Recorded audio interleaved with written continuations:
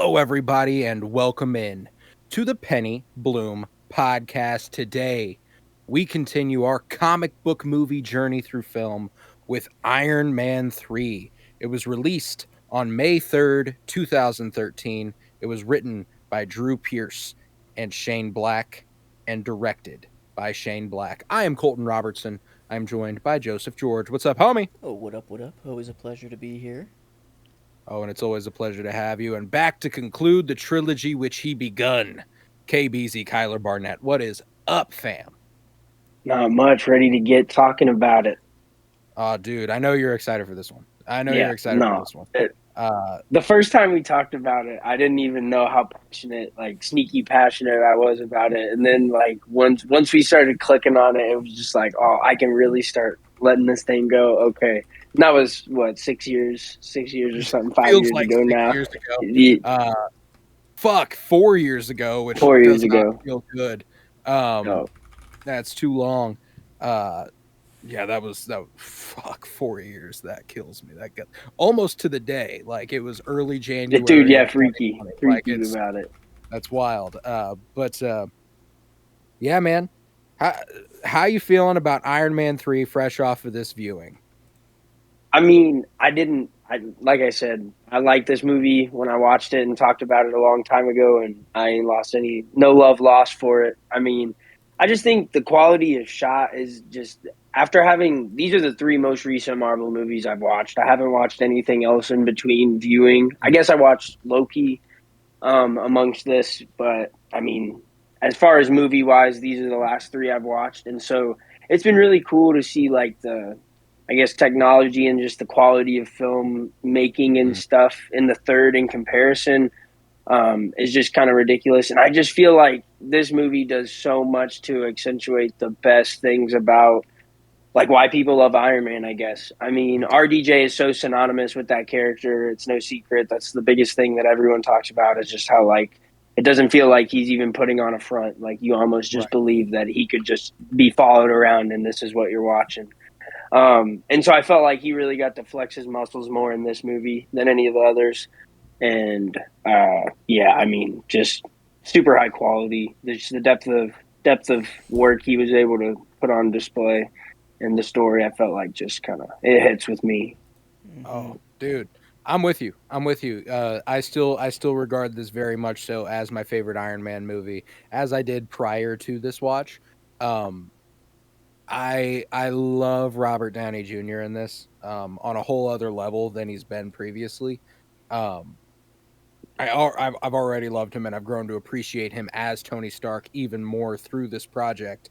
But this movie takes it to a different level. Joe, I know coming into this rewatch, after Iron Man 2, me and Kyler were insistent that Iron Man 3 was, in fact, the best Iron Man movie, and you were hesitant to agree. How are you feeling now? I did have some pause on that. I've always been a fan of the first one. It has that nostalgic factor, I guess, more than Iron Man 3. It started it all, sort of thing, and it's just kind of classic. Origin stories always do it for me. I get that. And so I was like, man, I don't know. Like, I know Iron Man 3. I know I liked it. I didn't hate it. I know that it's definitely not the worst. 2, I think, is comfortably number 3. But I'm like, man, is it really the best? Margin. Is it really the best? And then probably about midway through, I'm like, yeah, no, this is the best Iron Man movie there is. And I'm like, man, it's honestly, I think it's so actually creatively written. Like, this story is actually super cool, and it's not a galaxy-ending threat. It's not even really a world-ending threat. That's their goal, That is the goal, to take over the world, but it's like, it's never shown to be in reach, necessarily. It's also like a shadow council, too. Yeah, it's like to take over the world without people knowing. They're trying to do like a behind-the-scenes fascist regime, whereas a lot of other villains have the ego where they want you to know I'm the one in control. And this coming out, this is fascinating.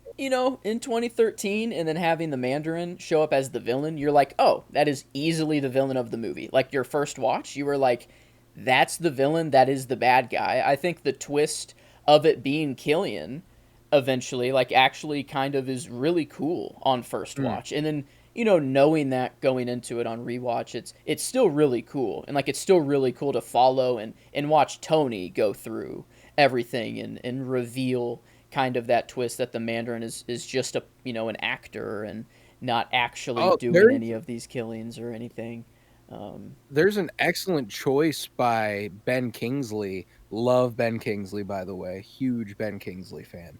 Uh, Whenever he's got the Rocks on Oil executive in front of him, and he's like, "I'm gonna shoot him in the head," and right before that though, he says something like, "And I'm sure he's a really great guy." Yeah. And his voice is breaking a little bit.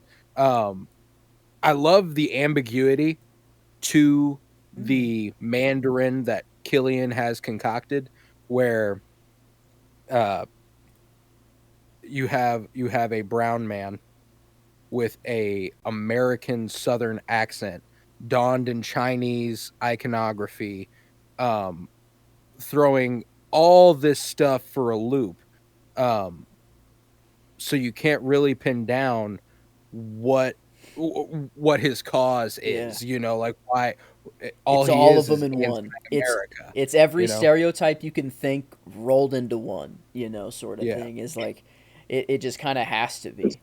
And it makes for a very interesting pseudo villain. I don't know what to call him. Because like having him in Shang-Chi, he's just like so The red chill. herring. Yeah, he's like Yeah, he's red so herring chill. for sure. He's just an actor. He got caught up with the wrong group. That's for sure. I don't think if you're an actor, you take this job. Like I Hey, think. you might if you've got the problems he was having, What was his they said reasoning?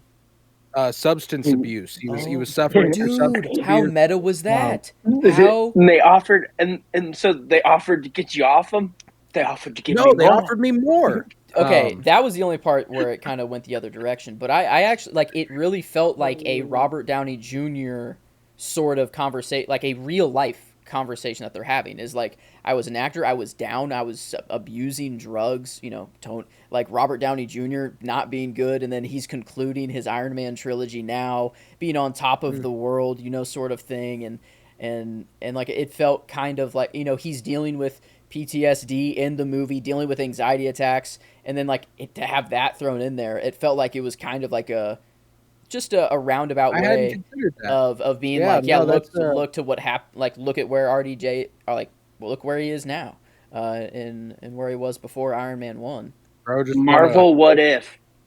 yeah, Marvel, what if? What if RDJ never signed with Marvel? He becomes the Mandarin. yeah. He actually takes an acting job. Bro just won a Golden Globe the other day for best supporting actor in Yes. a drama. Yeah. As The Louis Flowers. Give him the flowers. Exactly. After All the the Oppenheimer flowers. viewing, this role's also hitting a little bit different. Just seeing where he is now in real life, and then like knowing that this is ultimately what got him there. Like Yeah. people can say what they want about starring in a Marvel movie or whatever, but like it rises you to fame. Like it puts you on a pedestal, kind of unlike any other movie can. Just I It just certainly love that did. his last. I just love that his last movie before, or well, maybe not before Oppenheimer. I don't know if it was his last one, but the last like big starring type role was Doolittle. Doolittle. Yeah. Played oh my Dr. god, Doolittle. that's right. Yeah. Hey, he got a From bag Tony for it. Stark No to hate. Oh, he did. No Doolittle. hate at all. Yeah. Just give him money. Tony Stark to Give him money. Doolittle to Strauss. Strauss, is that right? Yep. Yeah. Yep. All straws, as Yeah. he puts it. Oh, okay. Okay. He doesn't like the German sounding pronunciation of his name. Strauss. I'll say it like that then. He does the southern straws. Yeah. Okay. But yeah, it was funny seeing like Robert Downey Jr. say something about how Einstein only slept 3 hours a night or 3 hours a year.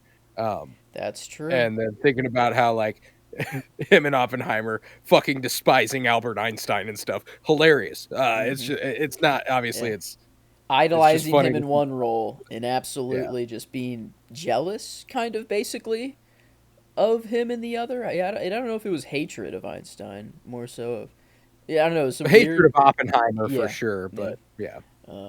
But no, RDJ, or man, I keep fucking RDJ. He's absolutely getting the double nod here Oh from yeah. me. Maybe the clean sweep from everybody. I don't know. Um, I don't know if that's true, but this is him at his peak Tony Stark.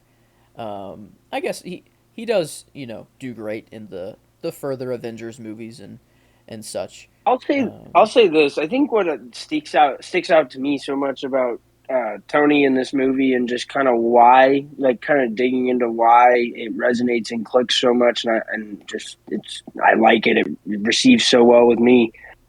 I think in this movie, rather than any of the Avengers or any of the other movies where he gets a companion or sort of like person to bounce off of, I don't think there's ever anyone who, I guess, kind of brings more out of him within the context of the movie as much as like you see in this movie from just not only Harley Keener's kind of who I'm driving at, I guess here, Hmm. but even like Pepper and just Rhodey in this movie as well. I just feel like in this movie you feel like there's a deeper core change, I guess, within him about how he feels and views having someone else to lean on, depend on, needing something other than the suits. Um, and Hmm. I really, really like that. And especially from Harley Keener, I feel like looking ahead from this movie and where they go with Tony, I don't think it's unreasonable to say that there's no way that like you could buy him being teaming up with a kid in the way that he does with Spider-Man without having like a Harley Keener type thing. Hmm. People probably don't think or give credit to that as much, but like I'm gonna, because I think Okay. Harley Keener's a great. I don't know if foil is technically the right word, but like as far as just kind of I'd argue like compliment. Like they kind yeah, of he's a little him and Yeah.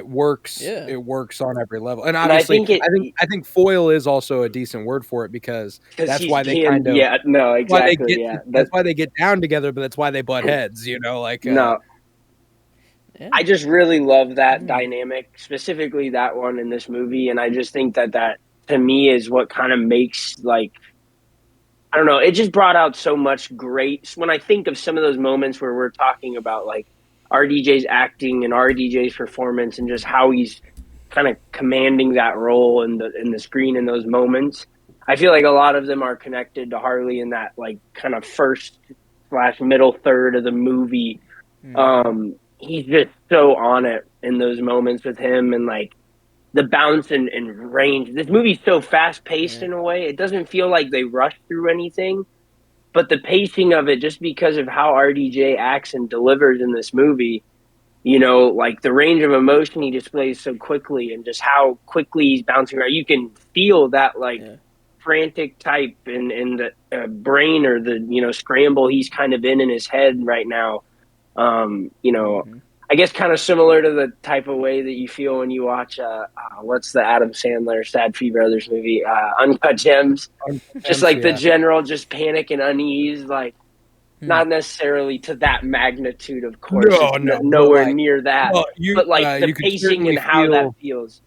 yeah, no, Mm-hmm. they capture I mean, they capture a panic attack pretty fucking soundly. And I I don't know if anybody lives in the Kansas City area right now, that our streets are Mm. covered in slush, a mix of water and ice and everything nice. Mm-hmm. I had to drive my beloved to work today.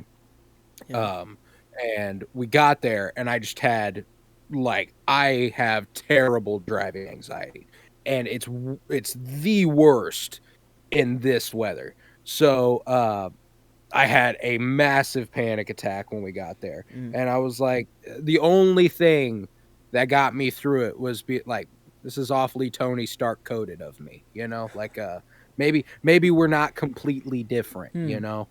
Yeah. you know, I mean, there is a pretty key difference in that, his anxiety is rooted in, An falling through a alien wormhole after invasion. a nuclear explosion, and I just drove on snow. But it is what it is, but watching Iron Man in those moments, watching Tony Stark, whenever he has that initial panic attack,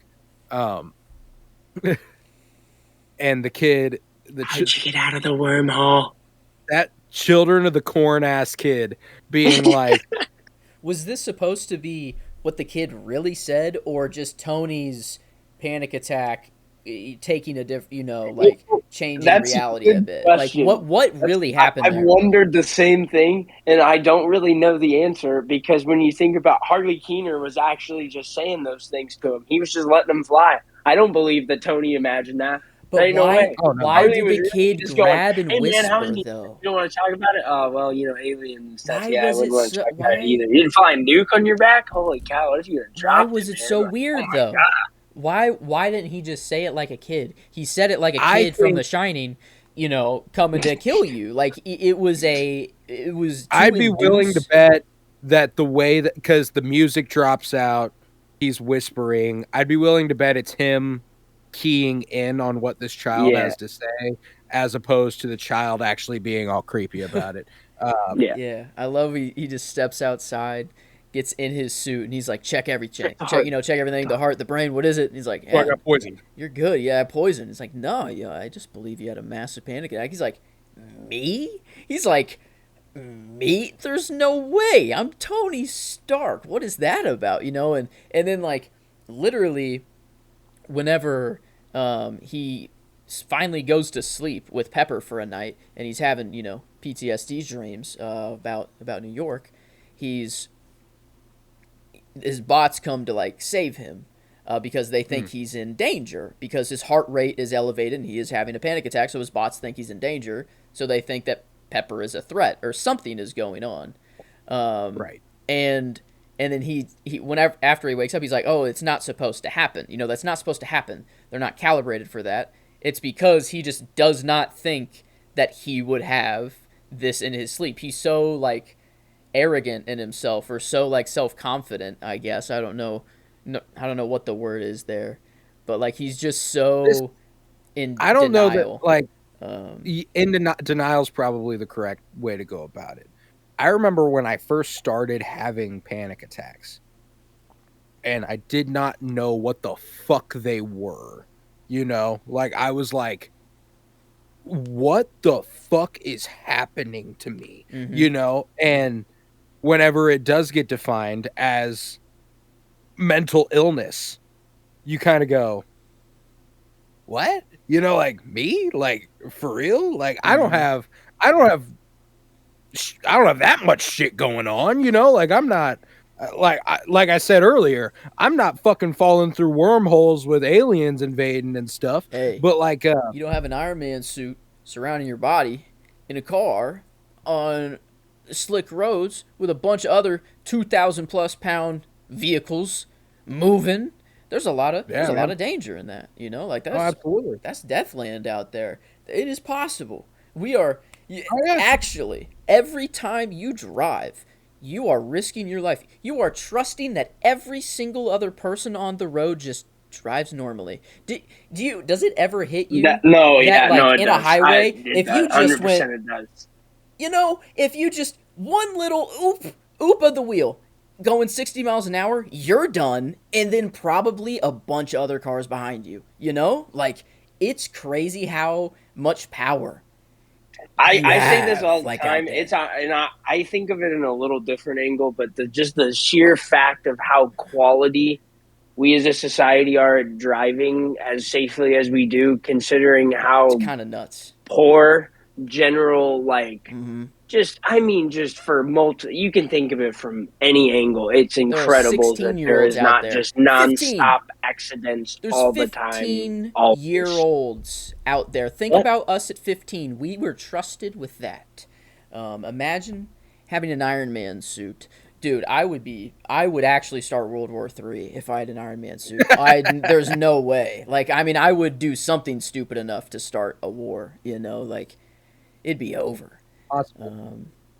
Yeah, I'd fly everywhere, and just probably flying in North Korean airspace would probably be enough to start a war. I don't know. Oh yeah. So You're it's just not like, even like I'd have to kill. I'm not saying I would go and kill sorry. people, right away. But like you fly in the wrong spot, and all of a sudden you're in a. All of a sudden, you have a couple jets behind you telling you to go land, Yeah. or they'll shoot you down.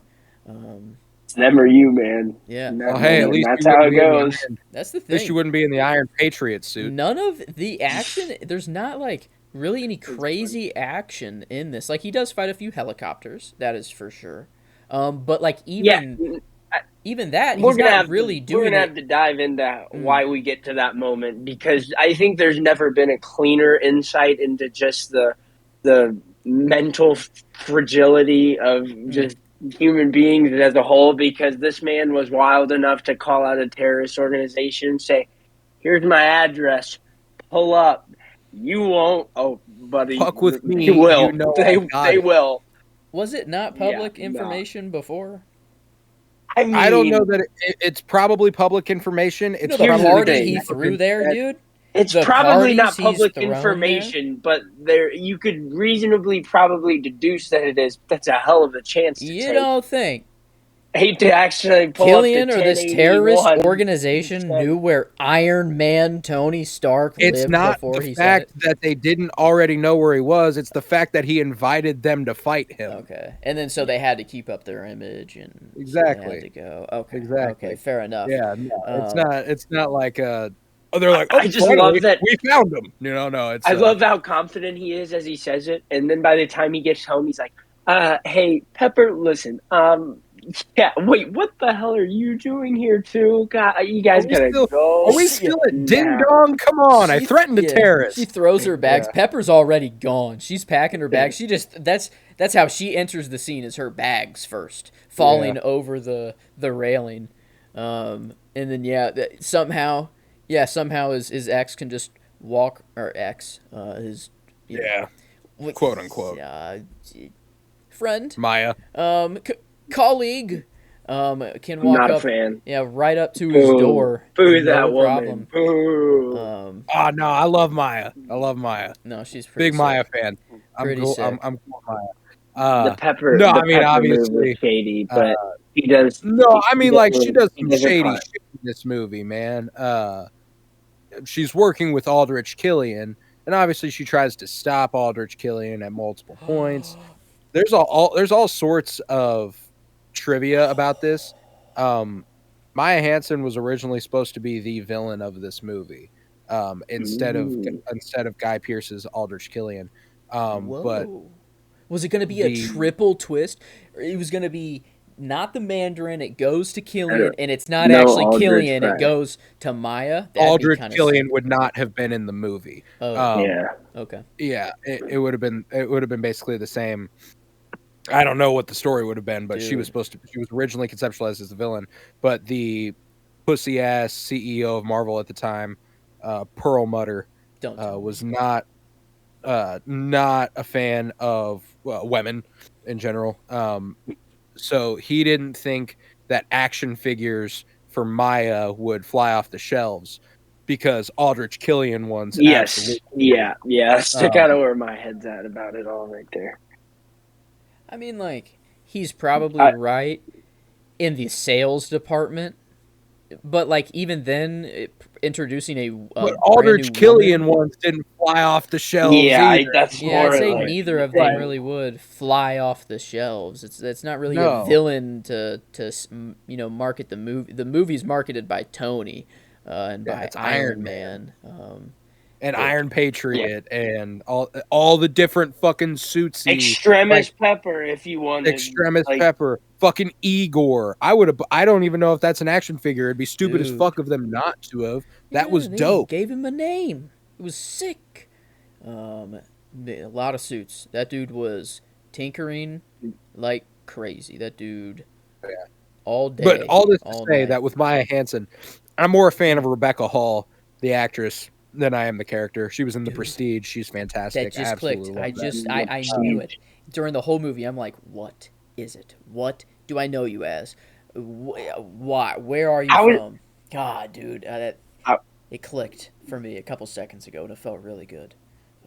Man, she would have been awesome as the villain. She actually has talent. Man. Oh, big time talent. But that's the thing is I don't want to dismiss Guy Pearce as Aldrich Killian. He's a good villain. He's fine. I just I would have liked Rebecca Hall as Maya Hansen Dude, a I would have lot as loved well. You guys, the triple you guys twist. recorded over the Prestige, right? Mm-hmm. Yeah, We did. yeah. I didn't get to listen to that one. What did Yeah. Joseph think of the I Prestige? love the Prestige. He actually put me on. He Yeah, loves I it. saw it Oh, before really? Colton did. That was one of the rare That's ones that fire. I saw That's before him. fire. Yeah, I love the Prestige, man. Dude, yeah, that is a I love the twists. She's in a yep. lot of twist movies. See, that's why I thought it was going to be Yeah, another look at that. twist to reveal that she was puppeting Killian without Killian's knowledge, and she's the true mastermind behind it all. That'd be kind of sick if it just went another layer up, and she let Killian fall, and then after Killian was dead, everything's still going on. Explosions are still happening. Well, how's that See, but happening? no, you can't Hold say on. that. You can't say that because here's the thing: if she got it to where Killian was gone, there's no way she wasn't going to Tony and saying, "How do we use this? And how do I fix this? Oh, but if she's a How do I?" villain, then I don't know, give her, she's she extremis makes you go a little crazy. I don't know, I don't know. She's a villain. She has to think in villainous ways, right? Be logic behind evil, Yeah, that's part of the thing. But yeah, yeah, no, I like Maya Hansen. I wish that Rebecca Hall had a little bit more sizable of a role, a yeah. little bit more of a coherent role. I think her kind of motivations are extremely muddled in this movie. Like you can tell she wants to do the right thing, but she also Doesn't. doesn't. Yeah, it's completely still So playing into their plan. Yeah, yeah, yeah, it's a little weird. oh, and she lays it flat out for Pepper. Like it starts in a good place, and then it evolves, and you start doing things that are against your moral code, kind of giving away the game there in that moment. But Mm-hmm. yeah, I don't know. I ultimately I think what's fascinating is that on paper this sounds like it would be the weakest Iron Man movie. Uh, Yeah. his supporting cast is basically null and void. The villains are, I enjoy them, but they're definitely not top tier MCU villains. Like it's just Mm-mm. It's more the it seems writing like it of wouldn't them hit the way it does. that Yeah, is their no. strength. Uh, Yeah, it's Whiplash is just cool visually, and a Whiplash action figure would sell way more than a Killian or Maya action figure would. But I take these villains in this story over Whiplash and Iron Man 2 any day. I mm, think it's really weird to think about in the context of this movie. Like, there's never been so much oh God, what was I looking for? I guess uh, it's just weird to see Tony like in this movie. He doesn't quite have that dependence on others in other movies, whereas in this movie, he's leaning on such a variety of characters, and it's not anything that he's fighting that he's leaning on them so much as for. It's a lot of times just needing that like I need you to like pick me up here, kind of in a sense. Like Mm-hmm. I'm right. struggling. I don't have the ability to take this on right now. I don't have the usual resources at my disposal. Mm-hmm. I need something Yeah. out of XYZ. No Tony needs suit. Gary. Yeah, to be stripped away from a Tony suit. needs Gary. Yeah, and his Tony Gary does need Gary. was what was the man? Yeah, you said it. Yeah, Harley Keener. Yeah, What dude. an interesting name. It's never stuck. I've always just known him as the Iron Man 3 kid, kind of. The guy that like, oh my god, won the lottery with that freaking garage makeover. Dude, that would I be knew I knew I Joe was gonna love that. Oh my Yeah, god, I would be fucking in there all day. I would never come out of that garage. But I mean, he was at Tony's funeral, dude. Back we were talking yeah, about how like yeah. of important role he played in Tony's life. Like he was at his funeral, and I just said that I oh, was watching it and my roommates were actually watching kind of the trail like mm-hmm, last hour or so or whatever with me too. And I said, dude, it's so crazy that people like were kind of mad or like, who is that kid or why is he here or like he mm, shouldn't even be there or whatever any of Blue the show. thoughts and opinions. It's like, dude, I don't think it's clear, Colton, that we were the only ones who rewatched Iron Man 3 more than anything because people obviously Absolutely. watch that movie like once or yeah. twice Think because they about it. just don't. without Harley Keener, he doesn't open up the barn door to let the rest of the suit get to Tony. He would only have had a hand and a boot.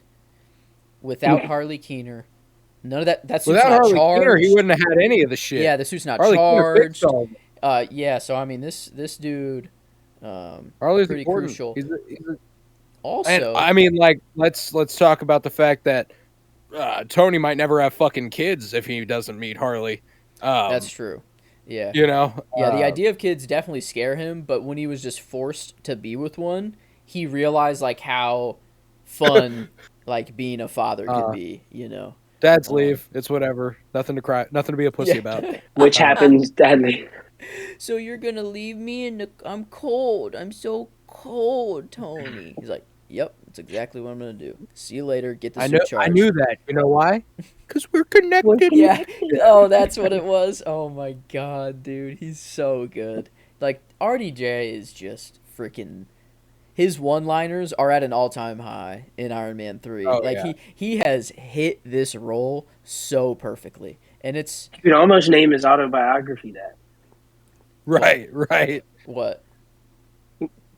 Cheap one-liners. Oh, okay. That's what it's. Joke, Cheap tricks he says and to, cheesy one-liners. She says it in the movie, and he goes, "That was almost the name of my autobiography." Oh, he does. Oh, he says that. He actually says that. Yeah. Oh, that's Yeah. incredible.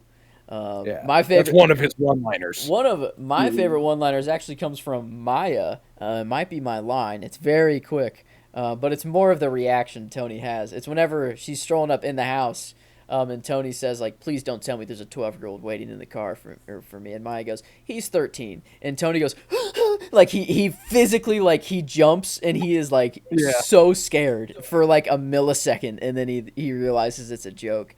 And like that was actually the moment back. I wrote Robert Downey Jr. down as my performance. I was like, this guy's too fucking good. Dude. You know, like I was like, it's over. I was awesome. already well on my way at that point. But like, and then that scene leads into my favorite scene of the movie. The helicopters attacking the Malibu house. I think that is, to this point, we've had several. What is this? The 7th MCU movie?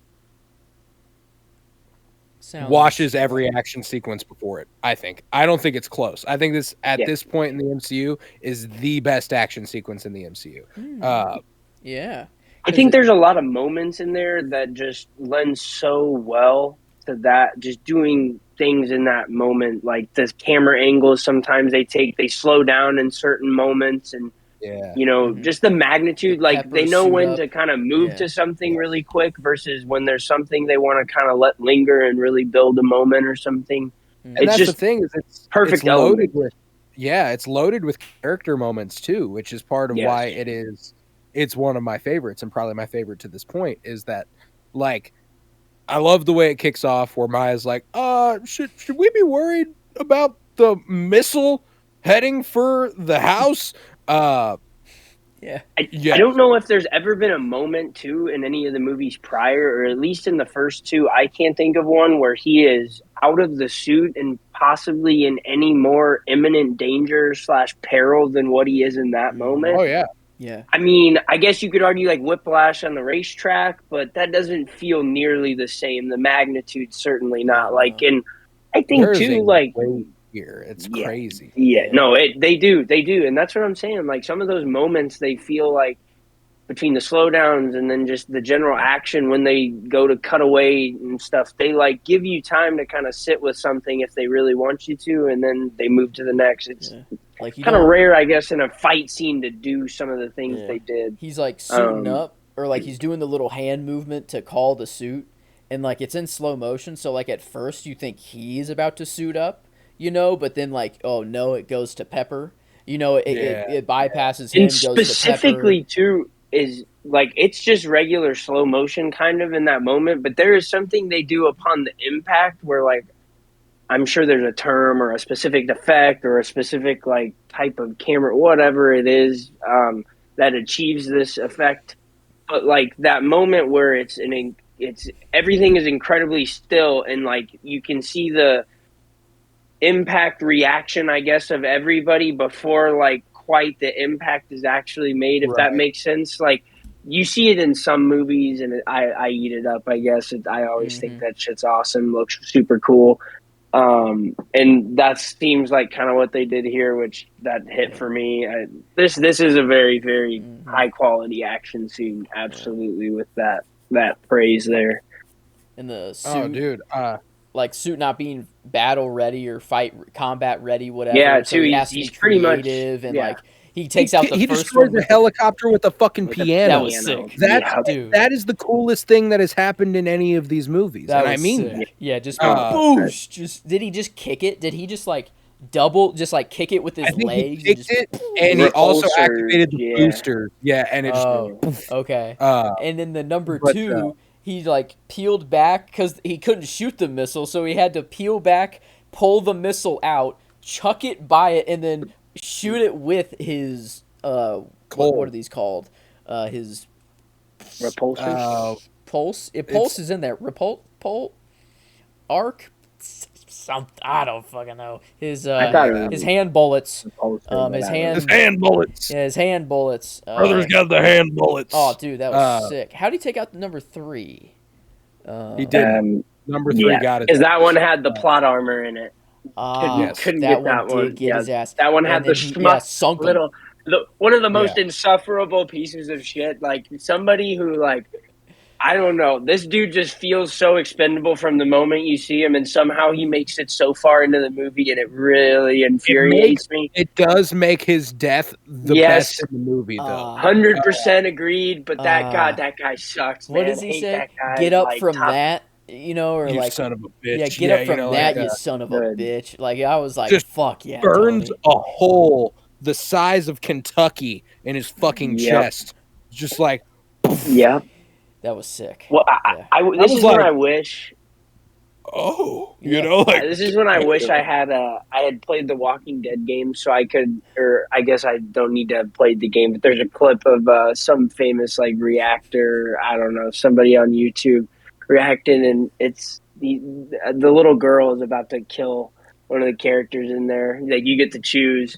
He's like, yeah, oh yeah, I'm sick of her ass. Yeah, get her out of there.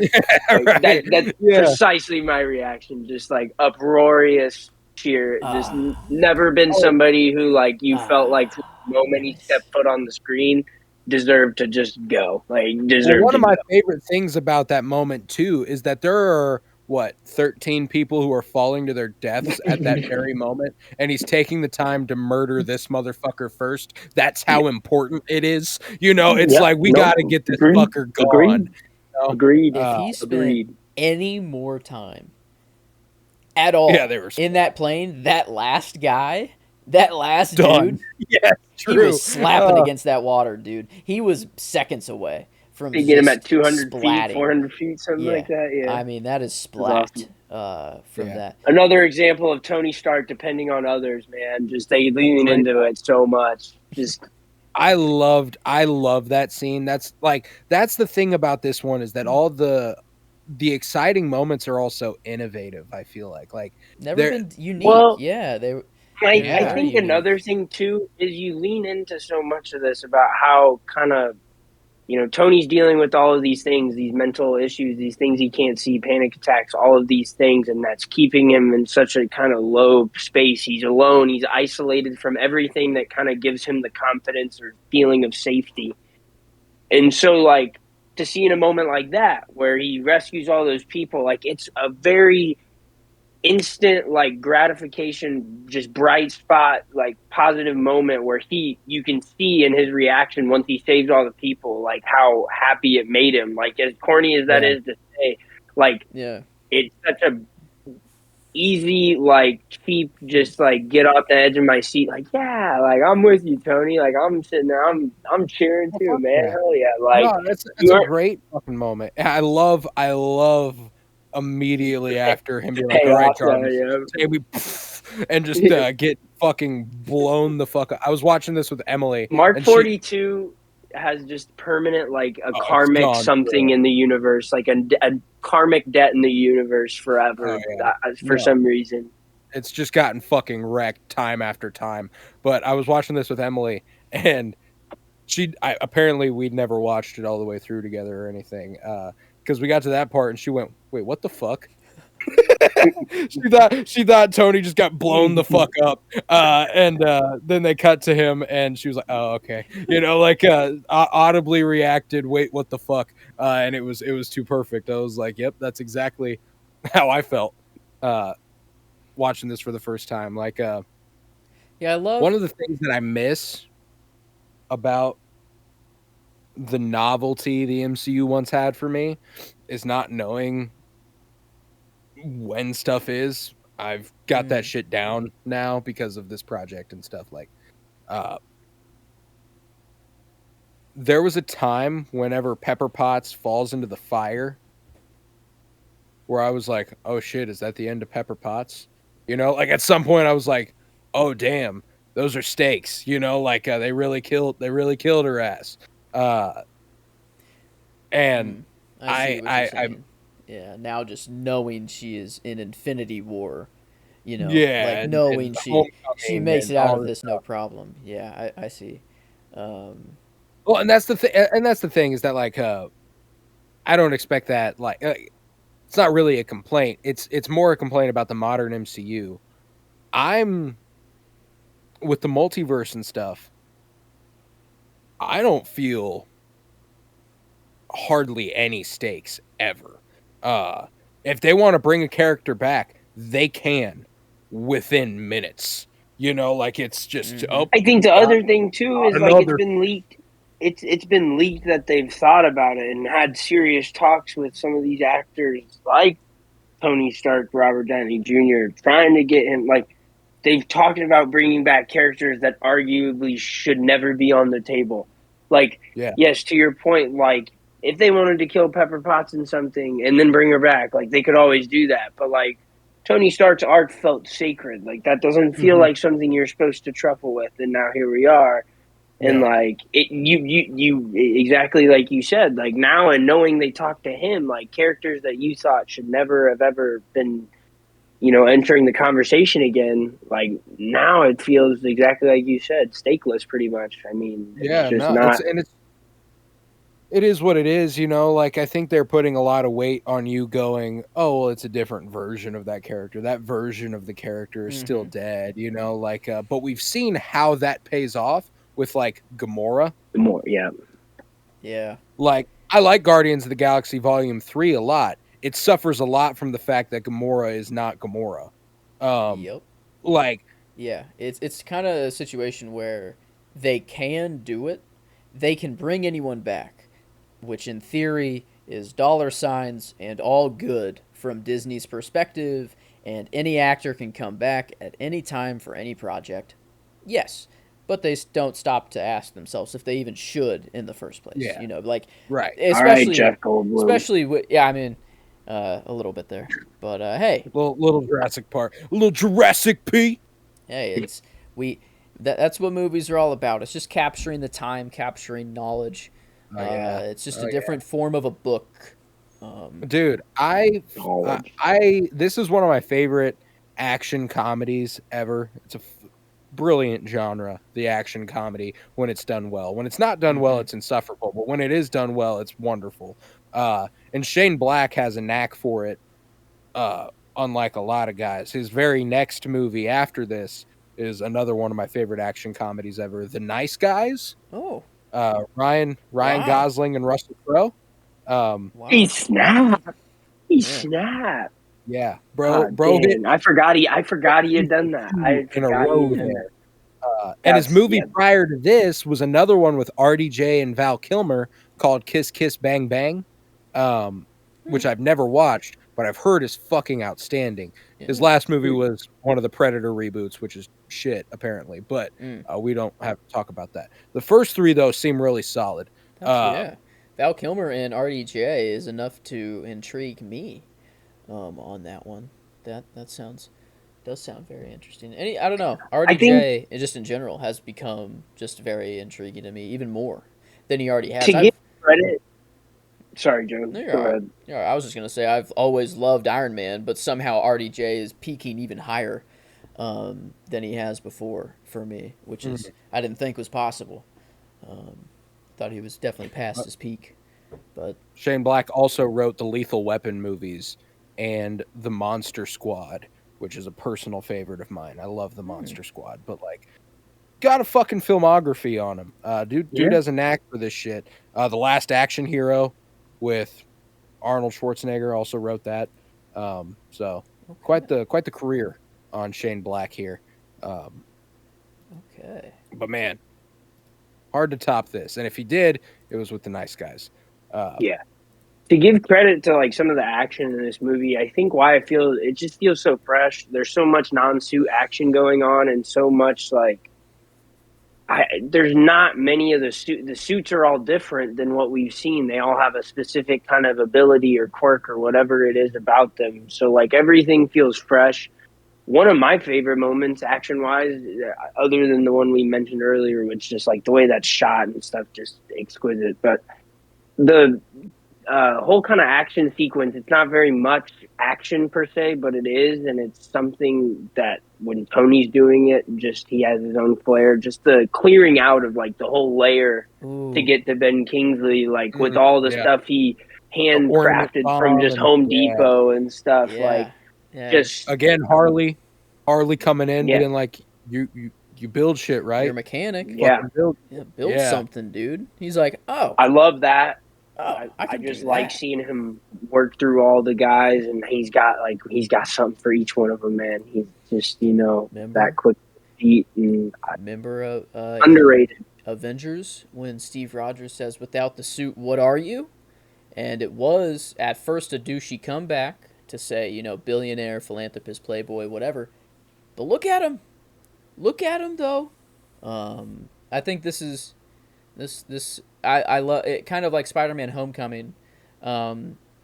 Whenever is it in Homecoming? Yeah, he gets his suit. Where he loses his suit. Yeah. I love going back to the basics and not needing all of the other stuff. Whenever that can come into play, it is really nice, and it's also nice. It's one of my favorite. Oh, go ahead. Sorry. Whenever he can just the nano. Whenever he has the nanotech, and he can just his suit is always on him.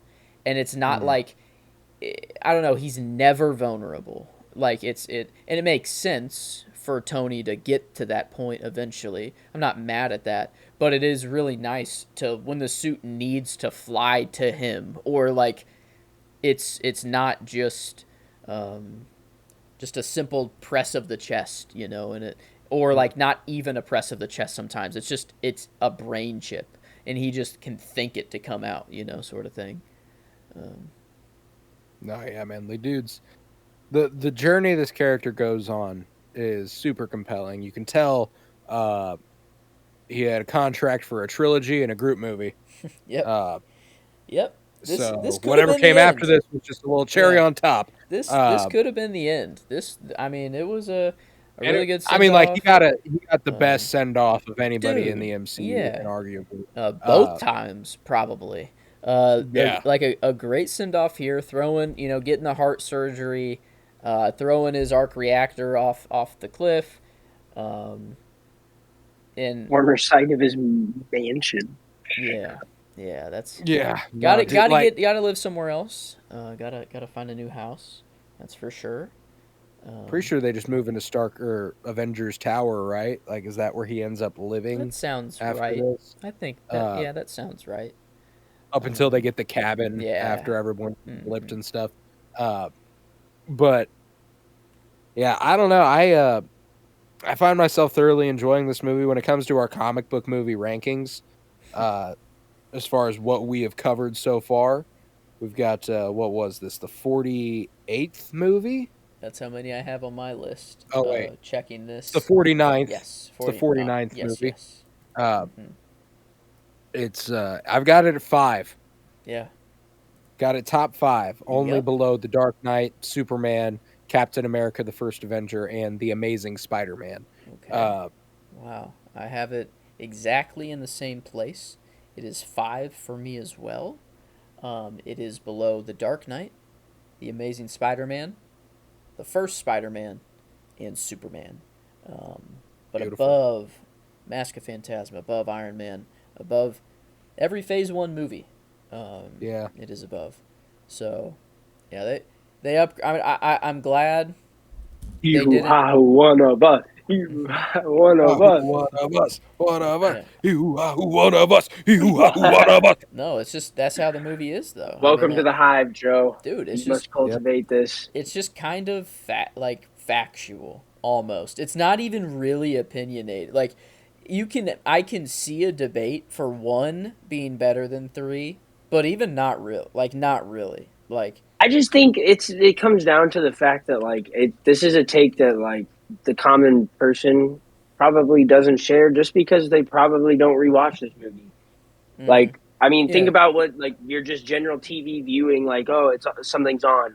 Iron Man 1 is almost always more likely to be on than Iron Man 3. Maybe Yeah. around the holidays it might be on a little more because Right. the Die Hard Christmas movie argument kind of in the Mhm. mix here. But We get don't we get a needle drop where it does the It Christmas? is when he's well, suiting up, no, when it's he's a doing the different first one test. though. No, Yeah, yeah. I love that scene by the way. His little dancing. I think it Yeah. might Love that be this dude is my a shot. trained dancer. Just Um, like he can dance his yeah, ass off, his Robert Downey little Jr. moves. He's Yeah, his doing the little Yeah. snaps too that he's doing. Yeah. Oh man. he's doing like a good version of the Chandler dance from Friends. Like Okay. Yeah. Yeah, but like it's actually actually it's with a He's women. coherent actually hitting version of that. that dance. Yeah. And okay, this isn't my favorite shot. I just put it in here so that I would remember it. But the ShamWow guy or the slap chop, is that what it's called? Yeah, The all this stuff slap switching on the TV slap before chop it or goes to whatever. the Yeah, rings. it's one of the Mandarin, takeovers Like, where he's taking yeah, over all yeah. broadcasts. And I did catch what was on ShamWow the on that. TV before, I guess, was the slap chop. I think that's what it's called. Oh man. But it was one of I don't, those, yeah, the slap chop, um, where you just put vegetables under it, hit the little button, and it dices them up. If you do it again, it doesn't, even more, whatever. You remember that commercial with the ShamWow guy? Oh Like yeah, yeah, you yeah, put yeah. once, and whatever. Um, and it's him doing it, but then it cuts to the Mandarin. It looked like he had a slap chop, like it cut to the Mandarin set, and I don't know if he was just crushing something with his fist, but I mean, it looked like he was holding something and then crushed on top. It was so fast though that I didn't rewind to even check. I just thought it was so funny that the Trevor actual Slattery is just like, I need my shit diced now. yes, and I was like, what the fuck? I'm like, what a transition! I just thought it was that was his hilarious. original idea for Are the rocks on oil guy, but they couldn't quite. another lesson? Yeah. This Um, oh dude. Yeah, no, it was great. But the that's not my fortune actual cookie is favorite shot. American. It reminds Trevor Slattery's voice when he becomes the Mandarin reminds me of Bryan Cranston's narration in Asteroid City, where he's Okay. like, "Asteroid City is not real; it is a fictional place created for our broadcast." Are you ready for another lesson? That whole. Who said that? I What does like that that. even mean? I like. Doesn't matter. I said it. That's a little of Wes Anderson crossover there, as Ben Bang into a Kingsley also cold. appeared in the wonderful story of Henry Sugar recently, within the last 6 months or so. But yeah, no, it's got an unbelievable cast on this movie, with Guy Pearce, Rebecca Hall, Ben Kingsley, RDJ, of course, and the usual cast of characters. I was partially right. He doesn't have a slap chop. The slap chop guy does show up first, and then the first shot of the Mandarin, he has some like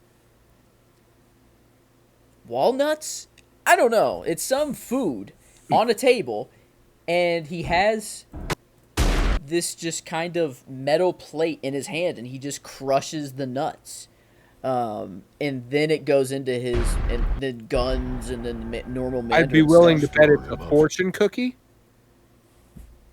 It is a fortune cookie. Thank Yeah, you. it's Thank you. Yeah. a fortune cookie It's him just monologue. crushing some fortune cookies, but right after the slap chop guy, it goes slap chop, boom, to the fortune cookies, him crushing them. Perfect. It's a perfect match cut. I love a Yeah. match cut. Um, Slap chop, if you out here, Hit us Cut the up. check. We're giving y'all so much free That's marketing true. right now. I would Joseph like a slap practically. shop. Not gonna lie, I would sell the shit out of a slap shop. Because Don't send me one. My mom got me a better one for Christmas. damn. Keep that yeah. as seen on TV Keep shit. that shit. Where you got it. But Keep my that QVC ass stuff. I don't want it. no. Yeah, man. My I actual love favorite that shot, was though. always what was on the TV though. Like every time they interrupted, it was just the QVC channel. Like why? Well, what's It up with gets the people. QVC Those channel? commercials, bro. It's to call at the end and order one right then and there. It's not to make you think if you actually Call want one. 1-800-567-3321. I can see Ben Kingsley. Maybe he's just a fan of the slap chop. You know, he's just a big fan and had to give it some little free promo right before taking over Ben every Kingsley broadcast. I just realized Ben Kingsley has now been in Iron Man 3, something I hold very near and dear to my heart, and The Sopranos, something I also hold very near and dear to Is my it The heart. Sopranos? He's in Yes, one he is. episode of The Sopranos playing himself. He Yes, plays yes. Sir Ben Whoa, Kingsley. man. His He plays himself because Wow. Christopher Moltisanti wants to make his movie. The And episode should be D-Girl, or it's either that or the one right before it. is it also the Jon Favreau episode? That'd be nuts. Yes, I think it Oh. is. I honestly was thinking it was I honestly thought maybe there was some overlap in that story. Like maybe like it starts with Favreau and then moves the next episode to like Kingsley. But I don't think it is 2 episodes. Maybe I'm misremembering that. But I is- thought the should- Kingsley episode of Sopranos was later because it was more towards when they were going to be making his mafia slasher flick. It is season 6, Oh episode yeah, no, 7. you're right. It's late. Right. It's late. Luxury Lounge is the title, Yeah, maybe. They want all the gifts that all the rich people are getting because that show was such a sitcom every once in a while when it came to those storylines. Wow. The most intense sitcom you've ever seen in your life. But like the whole storyline where Christopher Moltisanti's like, Ben Kingsley doesn't need this shit. I need this shit. You know, like it's just it's perfect. Man, but I gotta finish that show. Long story short, some old woman gets punched right in the face. That's true. Because of this. Because Ben Kingsley's a selfish little asshole. Some poor old woman gets punched in the face. Yeah, it's true. He does. It's true. He is the front for a pretty massive terrorist. How does this affect Sir Ben Kingsley's legacy? Is what the question I've heard people asking. Great question. That's the one that's been floated around for a while now. Yeah. I think legacy was secured whenever he played the guy who could read with his eyes closed in The Wonderful Story of Henry Sugar. That was I was like, you know what? You're a real motherfucker right there, Ben. Mm-hmm. Sir Ben, I should say, also knighted up. Damn, man. We need more actors to knight up because I feel like those actors are 9 times out of 10 bringing the heat. Maybe it shouldn't be. Maybe they shouldn't be more. It should be reserved for the ones that are really goaded. You know, you got like Michael Caine is a sir. Yeah, okay. I was gonna say he's a sir. Sir Christopher Lee. Well, okay, Christopher Lee is probably the top of that tier just for he witnessed the life experience that guy has been through. He witnessed the last execution by guillotine in France. Yeah. And bro was a Nazi hunter. Yeah, I was gonna say he was like a Green Beret type thing, right? Like super spy type thing, right? Like he was like a green, like super. Yeah, dude, like that guy, and he was counting. His cousin, come on, his cousin wrote the original James Bond book, and it was based on Christopher Lee. Like, you're telling me James Bond is based on Christopher Lee? The OG James Bond, the first ever, the original version of James Bond was based upon Christopher Lee. The dude is so fucking cold. It's insane. Have you ever seen the behind the scenes video from The Lord of the Rings where somebody's going to get stabbed in the back and they're like, all right, we want you to make this sound. And Christopher Lee's like, you shouldn't make that sound. That's not the sound someone makes when they get stabbed in the back. Oh, really? How would you know, bud? Yeah. And Peter Jackson, well, that's the thing. Peter Jackson was just kind of like, you know what? Actually, You're probably right. I'll trust this guy. Yeah, maybe I trust this guy's opinion. Dude, I'm telling you, Um, the Sirs are cooking. They cook the Sirs. I misspoke. I was right to correct myself and say it is an exclusive club. Yeah, And we need so in. just know if you're an actor and you're thinking about going and getting knighted, you better make sure How that you got does shit one? to back it up, man. How does one go about becoming knighted? How do You don't get a say in it. Someone have else to decides be. you've been knighted. Like, I mean, is it the? I mean, I guess it would have been the queen. Is it the current like king or queen of England? Like, you know, Pretty or sure. just wow. So you just it's kind of like a Medal of Honor or like a Purple Heart or like that Maybe sort like of thing. like what the The USA American gives away version. like the Medal of Freedom kind of sometimes to people. Like Okay. the president can give that Yeah. away. Yeah. Maybe it's something similar to that. Okay. But So yeah. okay, Wow. that makes me Oh, feel better than this is a great fucking list of sirs. I looked it up. Michael Caine, of course. Ben Kingsley, yes. Sean Connery, Ooh. also James James Bond. Bond. Uh, Wow, that's yep. incredible. Ian McKellen, Sir Ian McKellen. Love that. Nice. The Dame Judi Dench. Anthony Hopkins, Sir Anthony Hopkins. Ooh, I like that. yeah. I like Why that. are Patrick so Stewart. many of these dudes? So many of these dudes have been in Marvel movies Oh yeah, or Sir comic movies Sir at least. Patrick Stewart, Sir Anthony Hopkins, Sir, Sir Michael Caine in the Batman movie, Sir Ben Kingsley in Iron Man 3. We got Julie Andrews, Emma Thompson, Helen Mirren, Angelina Jolie, Angelina Lee. Jolie. Yep. Well, Indeed. Laura Croft really cemented that. Kenneth Branagh, director of Thor and also in several Christopher Nolan movies. Oh, that's cool. That's cool. I like that. And Alec Guinness. Damn, man. That is a Star sick Wars, group. dude. That's a It's sick like group. dude. That's a great list right there. It was a great list. They cook. They cook. They know what they're doing when they Does give those Robert away. Downey They know what they're Jr. doing when they give those deserve away. knighthood? And he's American, but like, does he deserve? That's the thing, is it doesn't matter. Angelina Jolie is That's- American. oh, Well, she's is she? American, Bosnian, and Cambodian. She's got a bunch of stuff going on. Okay. Okay. I do think you have to be of British descent, probably, or English descent. Yeah, all of them are some definitely white people. That's for sure. Yes, that is true. Every single one of them. But yeah, I think RDJ, if he's got some British ancestry in him, I'd say he deserves it. This dude is kind of like the real life Tony Stark. At least he's kind of trying to be, which is just really cool. And he's just an actor. But just what a guy. I'd knight him. I'd put the sword on each shoulder. Is that what happens? Do they actually have like a ceremony? Oh yeah, that's real shit. Damn. That's real shit. Apparently Daniel Day-Lewis has been knighted. Okay. Well earned there as well. Dope. Love Daniel Day-Lewis.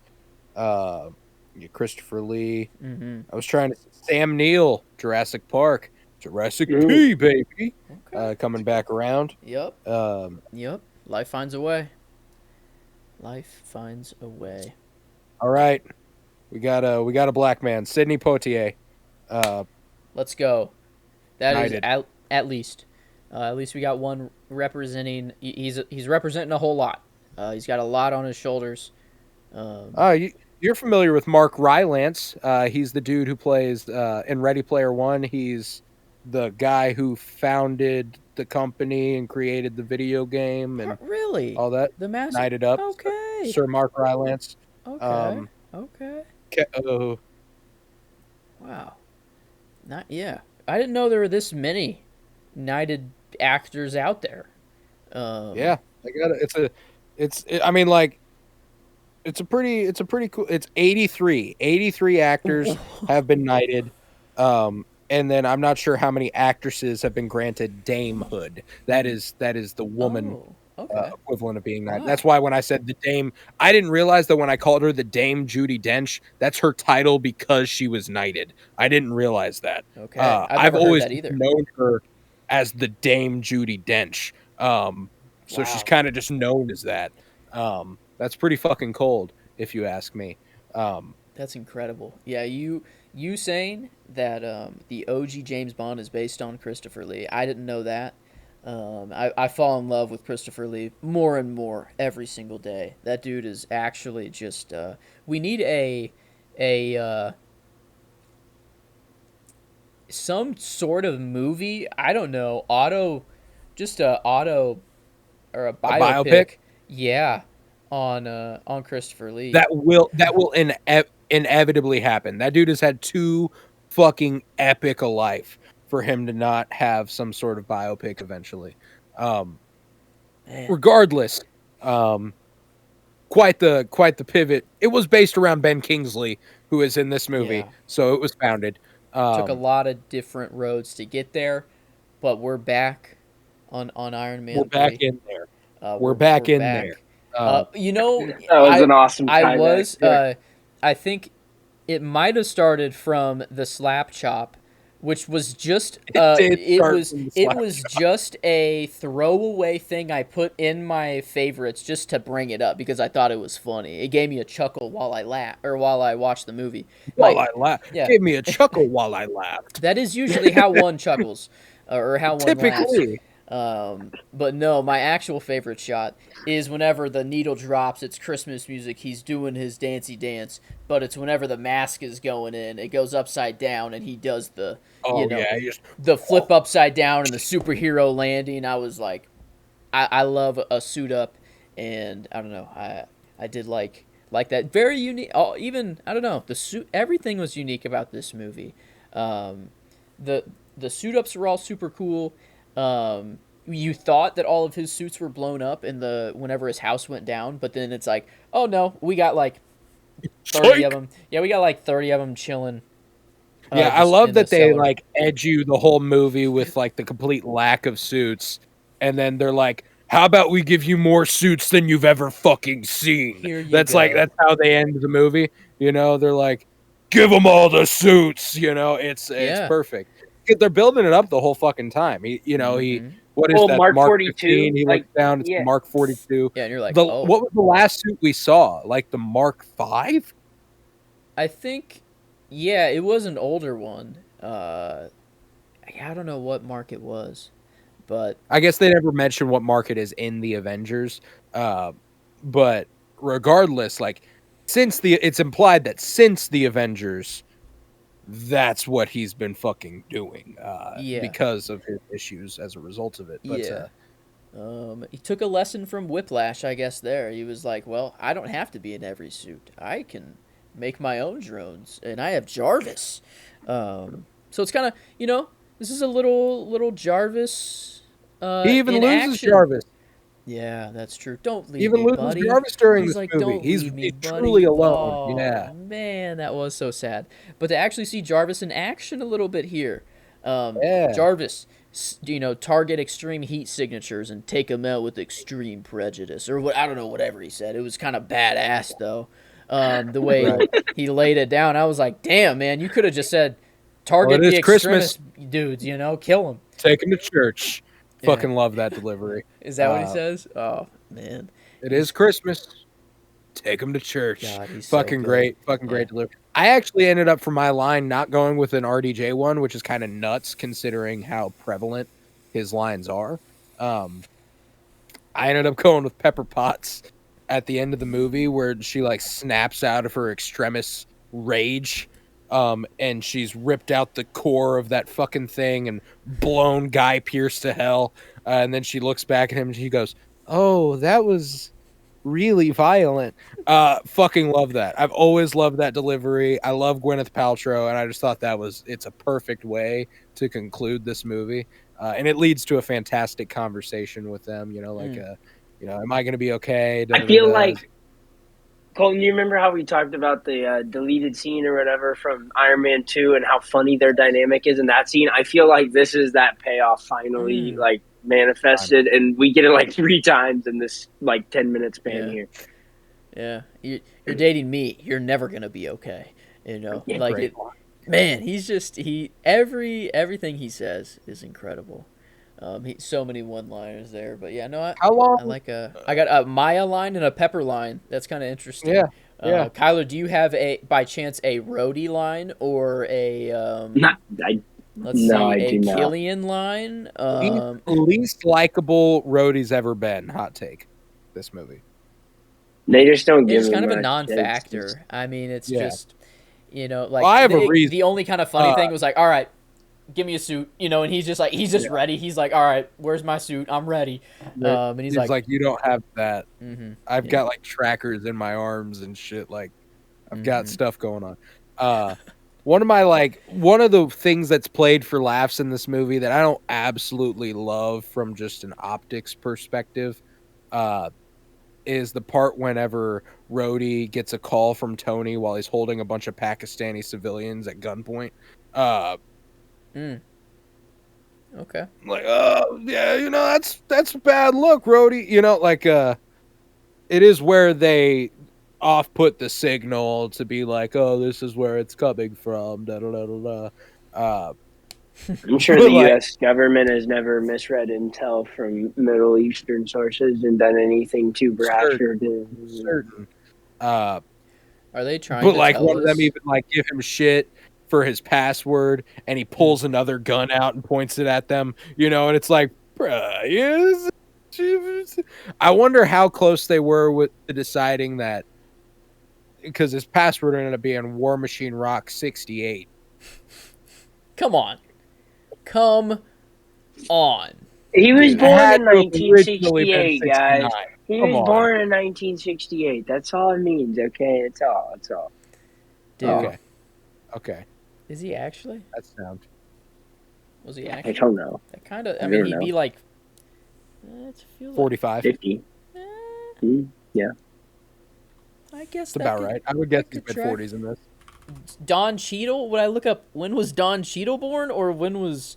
I'd be willing to bet Don Cheadle was late 60s. That dude looks incredible. Around there.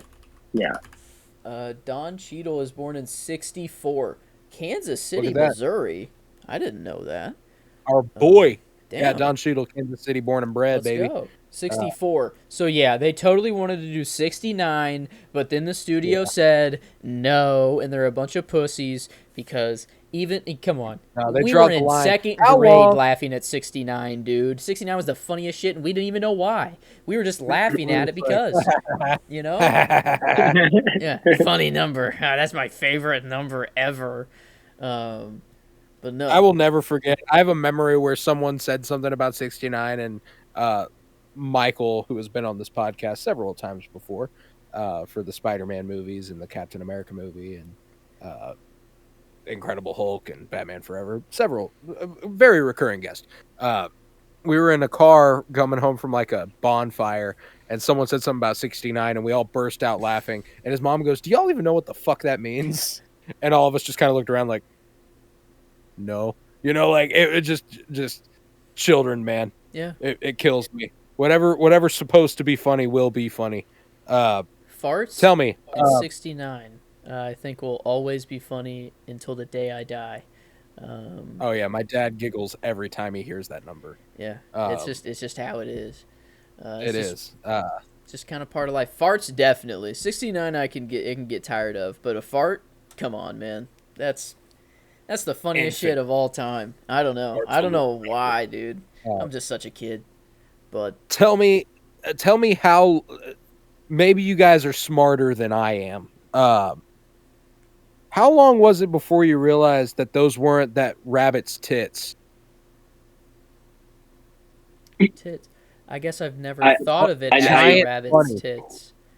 The giant bunny. Now I'm never going to be able to never unsee thought of that as the rabbit's tits. It took me an unreasonable amount of time to realize they weren't tits.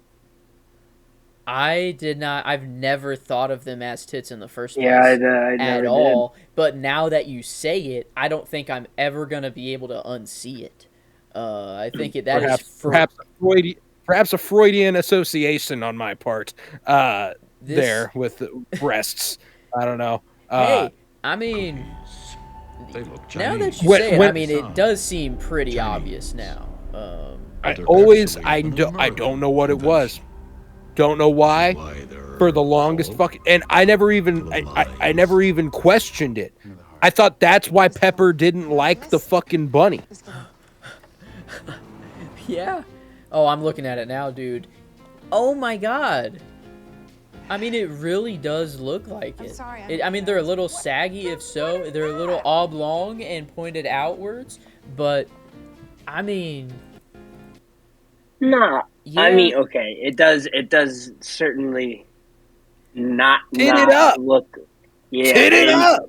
It does. I mean, it has, but it has it would be 3 nipples. Those were obviously like The thing is the nipples never even fingers. registered. Yeah. It was just the shape. I never even, and like once it was pointed out to me that they were paws, I was like, oh, well, yeah, damn. You know, I was Is like, it a bunny? fuck, I thought it that's was a stupid. dog standing up. He mentioned, pretty Is sure it he a mentions bunny? it's a rabbit. It kind of like, just multiple looks times. like a dog. Like now looking at it, it doesn't even really look like a bunny. Like it's, ears. I guess the ears. a bunny can be brown. Well, if those are paws, it has to be a bunny. You know, What is that? Yeah, they're not long Dogs enough have to be them dog, long but arms. Yeah, that's What true. is that, like That's March true. 15? But yeah, okay. Wow. Wow. They it definitely. took me. I mean, like it took like we're talking. This occurred to me within the last few years, like the last couple years. Not like I discovered this like like the second time I watched. No, like I watched this movie several times before I realized those were not breasts on that rabbit. That's incredible. That's actually awesome. It's nice to get that off my chest. No pun intended. See what you did there. Yeah. But no, that I mean, just kind of what are you gonna do with that gift though? You know? No, and then realizing that I was so bad at reading Pepper that it's not the fact that the rabbit has titties that makes it a bad gift. It's the fact that it's a giant fucking I think rabbit it's that makes it a yeah. bad Like, gift. do you sleep on it? Is it Is it like a bean bag? It's impractical. It's just Is the it? gesture. It's a kind of a cop out in my opinion. Grand, It says you know? Like, it says he thinks the bigger you ball, you know, like the bigger you are, the harder you fall. You know, the whole thing. Yeah, it didn't work here. Didn't work. But definitely gonna headcanon that Pepper hated it because it had tits. Yeah. And that's yeah. all that matters. Every time I watch That's now. it. Yeah, that's what I'm Full going with. poncho for the wooden Indian. That's what I'm going with. But yeah, he's in the meantime. Literally the first time you see it, this Mark 42 suit is up in his living room, and he's downstairs just doing pull-ups. He's working out. Dude is like literally can't be upstairs even for a second. Kiss it on the Yeah. mouth slit. Oh man, it's effortless. It's like Tony Stark is just actually who Robert Downey Jr. wants to be. You know, maybe not as. Oh no, here he's really lovable though. He's not really douchebag Tony. Like he No, can yeah, be he's in mental. every- He's yeah. mentally ill. Tony Yeah. is what's going on. That's here. true. Yeah, you definitely feel bad for him. And he's way easier to love. Here. One of my favorite line deliveries by RDJ in this movie is when he links up the Stark telecommunication with a payphone, and he does the whole Pepper. It's me. I got a lot of apologies to make. But then he gets to also it's Christmas time. The rabbit's too big. Done. Sorry. I'm like, he's like, you know what? You were right. Fuck that up. God, on this one phone call that he's making to let Pepper know that he's alive, you know, to let the world thinks he is dead, and he is talking about the big rabbit. He says a few things before Yeah, that. You know, he that's says, true. "I'm sorry, I put you in harm's way. That was selfish and stupid. It won't happen again." Also, it's Christmas time. The rabbit's too big. Done. I'm sorry. And I'm sorry in advance because I can't come home yet. I need to find this guy. You got to stay safe. That's all I know. Yeah, I just stole a poncho from a wooden Indian. yeah, babe. If I knew where you are, I'd only be putting you in more danger. So it's better if I don't even know where you are, and I just go get this guy. I'm SEAL Team 6 rolled up into 1. I'm gonna go. That is a great moment though. Whenever she puts the fucking helmet on and gets the message, and she like starts to like, every single time someone discovers that Tony's still alive, fucking rocks. Yeah. Absolutely love it. Welcome back to the land of the living. Who says that though? Who says The that? vice president, Yeah. Oh yeah. Wow. Yeah. the one whose daughter is Jenna Ortega, No way. Wait, really? Wait, what? the chick in the wheelchair with one leg is Jenna Ortega.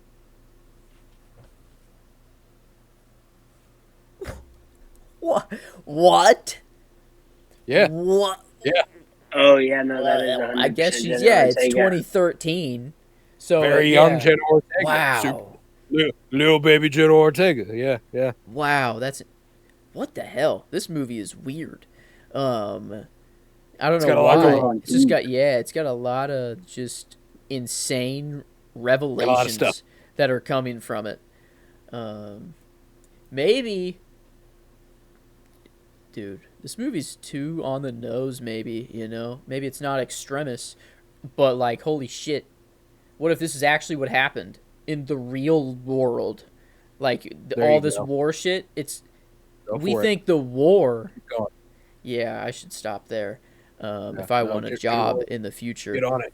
But no, I mean maybe they're trying to tell us, Maybe they are. you don't take any credence from it because it has Marvel on the the cover of it, but I don't know. There's a lot of socio-political stuff in this movie that, while some of it tonally doesn't hit, it is pretty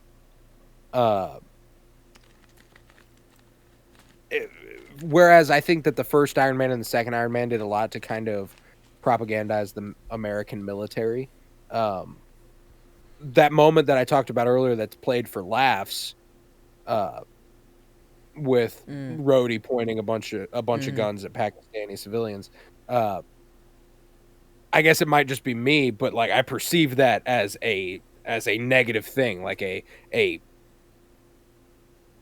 that is doing more harm than good, and that is our American government in that position. But like at the end, whenever Aldrich Killian is like, this is the tanker that spilt oil all over, like spilt thousands of gallons of oil, and everybody got away with less than a slap on the wrist because of you. And he's like, that's what this is about. And he's like, no, I just needed a reason that would play good on TV. But like that's a reason, and I'm okay with it. That reason would play good on TV. It's a common theme throughout the movie is like creating your own demons, sort of thing. Even like a simple thing that a wise man did once say that. Yeah. No, I'm saying. I don't know who said it, but I'm saying it. Yeah. And he said it, so Little Tyrion Lannister moment there. I lost. What was I going on? Yeah, the you were creating going on demons sort of thing, though. Yeah, no, I thought it was really cool. Like it's just Tony turning down Killian. I mean, like a kind of a dick move. Tell him go to the roof. I'll meet you there, and big then never time.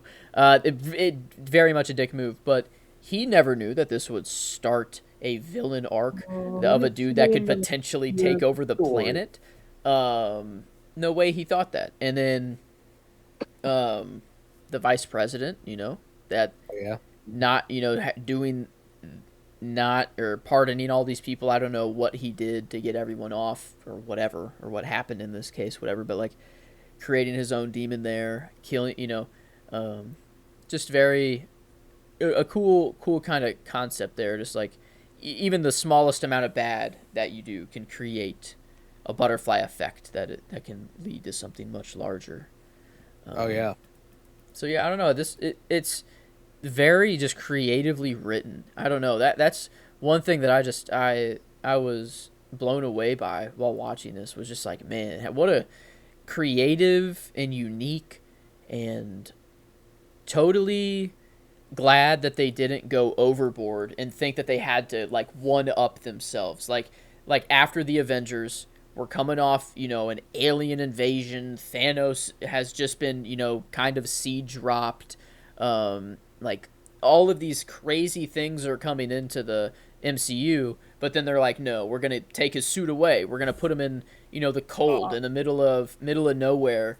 Fuck yeah. I love that. I love that they You did could that. tell they were rolling in the Avengers cash, baby. Like, this thing was a different level production value wise. Like, there's a shot at the end of Tony and Pepper that is very similar to a shot at the end of Iron Man 2, where they're standing on in front of a cityscape with light shining, and it looks fucking much great better. in this movie. Yeah. In Iron Man 2, it's like, that is a fucking green screen, like, that's not even lit there's at not all. There's not many times where you're like, oh, this is obviously a blue screen or a green screen. Like, it looks really good. It looks great. And that's like, the Extremis stuff looks great, like that stuff that could easily, and they kind of lean into its heightened comic bookiness, which they don't do a lot of, I don't feel like, ever. And there's a vague horror vibe to this too that I really appreciate. I don't know. I like this movie a lot, man, and I'm sitting pretty with it. What more do we have to say, gentlemen? How are we feeling? Yeah, we've covered a lot. Covered the absurdity of driving ability, and we've covered somehow Knight and Dame ship. Yeah, we've really taken it. Yeah, wow, we have gone everywhere. All because Iron Man 3. Don't underestimate the power of Iron Man 3. Look at what folks. it can do. Yeah, it's the best Iron Man movie, no doubt. It's the best MCU movie we've gotten so far, I think, no doubt. Maybe it First brought Avenger us the return. Could I think First Avenger is the better movie, but I think that this is a more purely fun, enjoyable this has movie. Overall a more enjoyable, and it's good enough to be at that First Avenger level, but First Avenger is just more critically fun. made better. Yeah, it's more fun, but the First Avenger is a more meaningful story, I think, being told in terms of a general, like a larger scope thing with, Nazis and anti-fascism and stuff like that. It's a different ballgame. But this movie brought us the return of Ho Yinsen. Last time we saw Ho. Yeah, a little brief cameo from him. That's right. Tony blew him off, and I love the idea that Ho never mentions that whenever they do meet in the cave. He's just like, different time, different man, you got a lot of shit going on, forget about it, one man just shrugs it off and comes in as his guardian angel later on in life, and the other man does not shrug it off whatsoever in villain arcs to take over the world from a turn down. So maybe they are doing a little bit of you create your own demons, but you some people become your angels. It takes the person as well. It's not. Tony can be a dick, but he's a dick to Yinsen. Yinsen's just a good enough person where he's not going to take over the planet and want to kill Tony Stark. But Killian, not so much. I guess. Yeah. But ultimately, what I do love about this movie is that the culmination, the final killing blow dealt to Killian, is by Pepper Potts. Fucking love that. After he's shown her his big brain and stuff, and this is my brain. You're inside my brain right now, Pepper. Look at it. Is this the forehead of security? That was almost my line. That oh man, I it's crazy how actually funny this movie is. It's incredibly funny. It has the mystery to it, like a crime angle. It's funny. The action's awesome. The story is just so intriguing that you're just interested.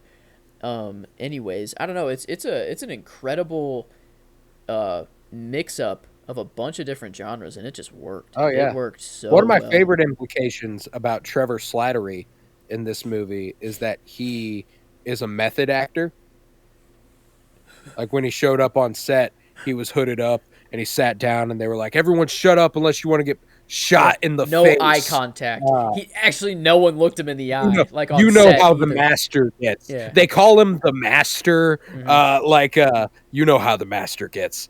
That's kind of. And then he sits there and is like, well, what are we waiting for? And he's doing his accent, like yeah, it's great. I mean, the introduction to the real Trevor Slattery, hilarious scene, wonderful scene. Yeah, thinking he's in the bed, and then he's in the bathroom. You hear the toilet flush. Woo! Nobody go in there for 20 minutes. Oh, and like throws a Vanessa! fortune cookie. Nessie! Yeah, gives her a fortune cookie. Fortune cookies are not actually. He's just doing the whole thing. There's a They're an guy- American invention from a Japanese recipe. There's a guy over here. I don't know. There's this guy randomly. That here. chick who looks at him on his way in and points the finger guns at him and starts laughing. Yeah. And is like, Pew, pew, pew. Oh man. super vibe. Love that chick. But yeah, I mean, chicks are just hanging out in bikinis playing ping pong. What the fuck are they Turns out cooking in that this girl is actually I don't know, I have no idea. I was gonna try to make up some crazy revelation and make it be another crazy actor nowadays, but I don't think that one works. She's definitely overage, that girl, so it wouldn't make sense to do another Jenna. I was gonna try to do a young rising actor. No, actually, this was Millie Bobby Brown, but he time traveled from the future to be in this movie. That's right. That is right. Crazy what they did for this movie. It's what can I say? It's insane. For Iron Man 3, they went to lengths to make this movie what it is. They did. But yeah, I think we might be ready for a rating for this bad boy then. If y'all are sitting pretty. I'm sitting pretty. I am sitting. How are we pretty. feeling enjoyment wise on a scale of 1 to 10? Kyler, let's start with you. How are you feeling 1 to 10? Am I allowed to? I mean, am I allowed to say it? Are you allowed to what? Yeah. What do I you mean, think? I'll say 9.5. I don't know. I don't like going too crazy. Go crazy. Is 10 throwing your rankings Go off? crazy, dude. Dude, Because what do you okay, feel? it's a 10 enjoyment. I fucking love this movie. There are very few origin movies / solo movies, I guess, in Marvel that I have watched as many as this one, and I've never ever upset when I watch it or anything. Just peak Dude, it rocks. happy vibe for me.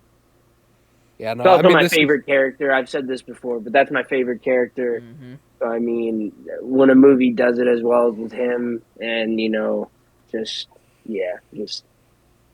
bingo for me. I love that. I'm a tad just a eensy beansy shit little bit short of that. Yeah. 9.75? That's where you're rocking? Or even 9.5. an eetsier, beatsier bit shorter. Yeah. Yeah, okay. little tinier, teeny beady, Tying it with Superman, which is very, very good company. 9.25. X-Men First Class. Yeah, I mean, I've got it right. I've got it in the range where we're talking X-Men First Class, Spider-Man 2002, Iron Man 3. These are, in terms of my list, the tier I have is those three. Those three kind of. Spider-Man 9.75. I'm talking on a personal note. Amazing Spider-Man 9.75. I like. Frankly, I don't know that I agree with either of those being at a 9.75 wholeheartedly. I'm okay with them being there, I love but Spidey if I'm rating them alone, they're not 9.75. I love Spidey too goddamn much. I can't see him fall. He has to be on the pedestal. He deserves it. Right. But no, I think I'm either at the 9.5 or 9.25. I don't enjoy these as much as I do the Spidey movies. I do love Tony. In the MCU, he's was my original guy, the guy who I stuck with, and a newfound love for this movie I have found. I think I've always liked it, but I think I always just go back to the first one more, because part of my head, I mean, before this, I was like, why would I throw in Iron Man 3? I feel like I should watch all the other movies to get there. And I could just so easily throw in Iron Man 1 whenever I want, but now you don't need any of the other movies to watch Iron Man 3. Like you can just Nah. throw on this whenever. Yeah, you know the So- Avengers well. You know these movies well by Yeah. now. That's the thing, is Yeah. that like the completionist in me I gets what you're saying, but when you know these movies as well as you do, like it's negligible at that point. You can do whatever the fuck you want. I don't know. I do If you want to give it a 9.5, I won't mind a 9.5. I do I'm cool think with that. there is something like First Class sounds like the most comparable that there is, and that is 9.25.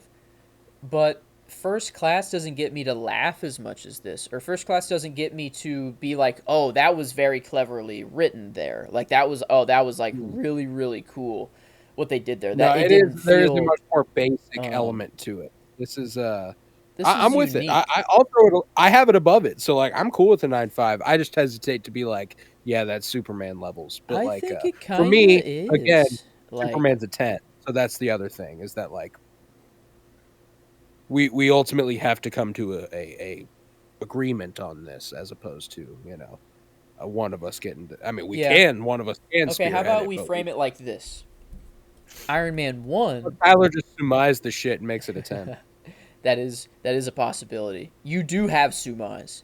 Yeah, You do have you're 3 of entitled to them. your surmise. You have 3 of them. I think, yeah, every member has 3 of them. And we've technically I've only used 1 because some have been removed, right? Yeah, we I think. changed shit. Yeah. Anyway, I Iron don't Man think I 1, want to. or you don't think you want to? I don't think I want to. I'm not willing to lay it like I mean, that. it's I think over if I very come on, if small I get to come on differences. for a handful of movies, like a 1 or 2 that I'm thinking of in my head, I already know that like I'm gonna want to have Okay. my way. Well, there's So a and couple then that I know you think are 10s that I think are 10s, so that's cool with me. Okay. But Iron Man 3, it's just a bit shy of those. Because last night after I watched this movie, it inspired me to go on Letterboxd and do MCU phase lists. I ranked every phase based off my recollection of them. And obviously in phase 2, this is the first movie. But there are 6 movies in phase 2. Ooh. We get Starts with Guardians. Iron Man 3. It goes to Thor the Dark World. After that, Captain America the Winter Soldier. Ooh. After that, Guardians of the Galaxy. Ooh. After that, Avengers Age of Ultron. Ooh. And after that, Ant-Man. It's still not bad. But Oh, damn, Ant-Man. that run of No. 3 right there, though. That Winter Soldier, Guardians of the Galaxy, Age of Ultron. Ant-Man's my Ooh. 2. Ant-Man's my 2 in phase 2, by the way. Fucking love Ant-Man. Whoa. Okay. I didn't expect that. Iron Man 3 is at 4, and I'm talking about how much I love this movie. Guardians of the Galaxy's Guardians of the Galaxy, though. That's tough to beat. Winter Soldier. Wow, that's not 2. That's 3. That's okay. Wow. How long has it Ant-Man- been since you revisited Ant-Man? A while. You'll fucking love that movie. If you loved it's this such movie, a good, you will it's such a fucking good love origin, dude. Yeah. It's such a good origin. But enjoyment wise, Iron Man 1 we gave a 9. And if Bump it up. 9.25, like only that little bit more than Iron Man 1, I think this is better than Iron Man 1, not by a little bit. Like this is like You think it's comfortable? I'm cool with a 9.5. Like I said, go ahead and throw it. I like down. 9.5. I was just more trying to justify it for myself, because putting something on Superman level that needs some justification. I feel like to put something on the same level as Superman. So, but yeah, I think I like a 9.5 if you'll have it. I'm fine with that. I'm fine with Awesome. that. That's ultimately why some of these enjoyment ratings end up going the way they go, is because I usually end up going, yeah, I don't really give a shit about this one. That's fine. If we're within 0.25 of each other, fuck it. Go ahead and give it a bump. Let's be nice. Yeah. I don't care. Well, but man, that's the thing. And then you say all these other Phase 2 movies that I definitely like more. Like, I know I have a better time watching. But that's the thing, is that it doesn't that doesn't diminish affect your enjoyment of this movie. You're right. That just means phase 2 is extremely strong. You're Like right. that's all that means. You're right. Okay. Fair enough. Okay. Critically now, I say there's 110 in Phase 2, and it's Guardians of the Galaxy. that movie's just different. James Gunn is a That's different human. ridiculous. He's a different man. Critically, how are you feeling, Kyler? Scale of 1 to 10. How good is this movie? I'd say 8.5. I think the writing's great. I think the cinematic elements are all there. Pretty, or I guess that's not really what we're doing here, is it? No, it is. It is. Okay. Yeah. I mean, I think 8.5 is fair. I mean, there's a certain kind of limit to it, I guess you could say. Like, I don't think this movie has I guess, like, roots to necessarily go too much higher above that, critically speaking, in my opinion. Right. I think 8.5 is fair because as far as what did we give? I guess like 1 and 2 per se. Like, what were we sitting? Is 7.5, 2, 4.75. Okay, then I think 8.5. I think this is comfortably like almost a point better, maybe even a point better than Iron Man 1 critically. I personally was kind of already in that realm anyway, but after hearing that, I feel much more confident in saying 8.5.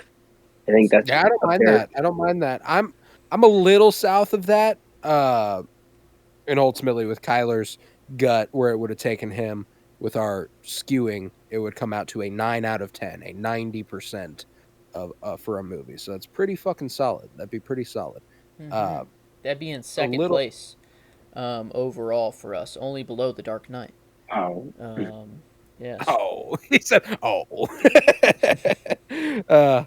Yeah, maybe it's a half, then 8, maybe 8, maybe 8's more fair. No, that's like here's my thing is that we talked about how Captain America: The First Avenger. I still think that's a better movie than this, and we gave that a 7.75 if I recall correctly. We did. I do think it's better than Iron Man, though. So then Iron Man's got to get adjusted. Is the answer I'm hearing? Or First Avenger. Maybe. I think it just ties the First Avenger. Yeah. And it's one of those situations where since we do 0.25 intervals, it'd be like the difference between a 7.7 and a 7.8. You know what I'm saying? Like it's not I don't think the First Avenger is like miles better than this movie. I think it's better, right. But it's not like it's That's true. Yeah, like I think it's a minimal difference. So I'm cool with tying it at a 7.75, a little bit above Iron Man, on the same level as that movie, and calling it good. I think that there is a lot to like about the movie. I think it has some epic action sequences, some great character work. I think performance-wise, once you get past RDJ, it's kind of just down the middle, in my opinion. I don't think it's bad by any stretch, but I don't think it's particularly standout by anyone besides RDJ. Okay. And then, like I said earlier, the writing of Maya Hansen kind of takes it down a notch for me. So that's why I ultimately end up there. Okay. Are you cool with that, Joe? Yeah, I think so. I was thinking, I think our reasoning was, the other 8, X2, X-Men First Class, V, we couldn't put First Avenger on the same level as those. Honestly, reflecting back on it, I might critically put it at the same level, though.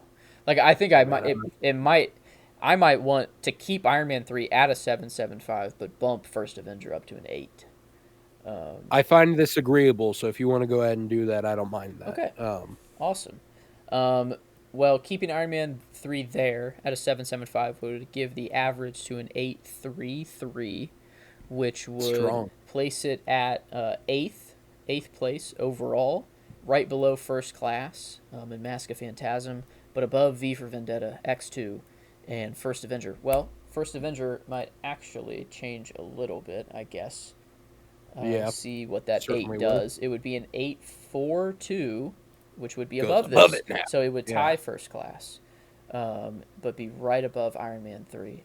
Now overall. We're getting even better. Now I'm liking it. I'm liking it a lot. Nice work, pal. So there we go. Fuck you, Chuck Norris. That is where the things will shake out to be. An 8.42. And 833 here, though. I like that. I think this All right. sounds good to me.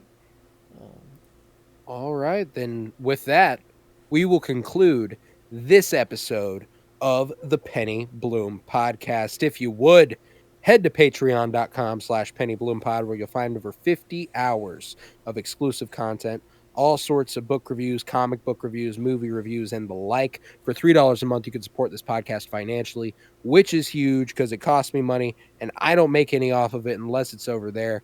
Remember to head to Twitter, follow at Penny Bloom Pod, follow on Instagram at Penny Bloom Podcast. Go ahead and subscribe on YouTube if you're watching. Throw us a like, throw us a comment, do your thing. I would appreciate that greatly. With that, you should also go on over to TikTok. We're certainly going to have some clips. That's at Penny Bloom Podcast.